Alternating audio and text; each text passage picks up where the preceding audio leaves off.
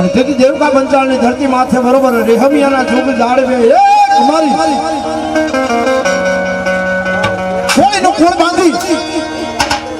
અને જેને મિયાણા ધુણાવ્યા હોય એવી મારી ગાંડી મેલડી રેહમિયાના પાદરની મારી પાસે બરાબર મારી મેલડીના નિવેદ થાય અને હવા શેર નિવેદન મીણબાઈ નામની એ કોળી પટેલની દીકરી કે જાવ જાવ આ રેહમિયાનો મટલો છે મટલાની માલપા મારી મેલડીની લોબડી છે લોબડી લઈ અને મારી મેલડીના હવા શેરના નિવેદને ઢાંકી દો